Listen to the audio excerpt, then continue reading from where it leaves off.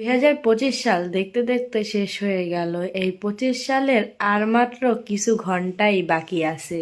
এই 25 সালে আমরা অনেককে এত জমি এত বাড়ি আমি কি সহিতে পারি, এত জমি এত বাড়ি আমি কি সহিতে পারি। যার কষ্ট হয়তো বা আমরা সারা জীবনেও ভুলতে পারবো না। এই 25 সালে আমাদের সাথে একের পর এক দুর্ঘটনা ঘটে গিয়েছে, আর এই দুর্ঘটনার সাথে যেন প্রকৃতিও সাথ দিয়েছিল। এই 25 সালে ভূমিকম্প থেকে শুরু করে দাবানল, ঘূর্ণিঝড়, সব প্রাকৃতিক দুর্যোগই পৃথিবীতে হানা দিয়েছিল। सूर्य बिछड़ता है क्या कभी भी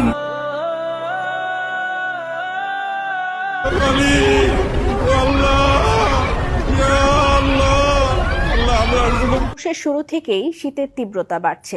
মানুষের সাথে একের পর এক দুর্ঘটনা তো ঘটতেই ছিল। এমন এমন কাহিনী হয়েছে এই 25 সালে, তা হয়তো বা ইতিহাস হয়ে থাকবে।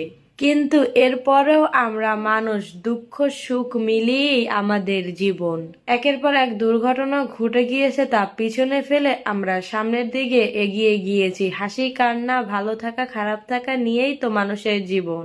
সময় তো আর কারোর জন্য থেমে থাকবে না, সময় নিজের গতিতেই চলবে।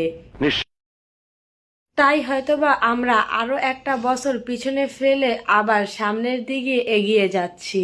আর যতদিন বেঁচে থাকবো এভাবেই হয়তোবা সামনের দিকে এগিয়ে যাব। এই 25 সালে অনেক দুঃখ কষ্ট সহ্য করার পরেও আমরা এখনো ভালো আছি একসাথে। এই জন্য আল্লাহর কাছে লাখ লাখ শুকরিয়া। আর যারা চলে গিয়েছে তাদের জন্য তো আমরা দোয়া ছাড়া কিছুই করতে পারবো না। আল্লাহ জানে তাদের ভেস্ত নসিব করে। এই 25 সালে আপনারা কে কি হারিয়েছেন অবশ্যই কমেন্ট বক্সে কমেন্ট করে জানান। আপনি 10-এ 10 পাইছেন। আর এই 25 সালটা কার কার জন্য স্মরণীয় হয়ে থাকবে সারাটা জীবন, এইটাও একটু কমেন্ট করে জানান। আর কি কারণে স্মরণীয় হয়ে থাকবে এইটাও কমেন্ট করে জানান। কেন এই 25 সালের একটা ছোট্ট স্মৃতি না হয় কমেন্ট বক্সে থেকে যাক, কারণ 25 সালটা তো আমাদের গুড বাই করে চলে যাচ্ছে এবং 26 সাল হ্যালো করে চলে আসছে। তো সবাইকে জানাচ্ছি নতুন বছরের নতুন শুভেচ্ছা। Happy new year. Ona buna acı bana yana yana kaldım, gitmem senden.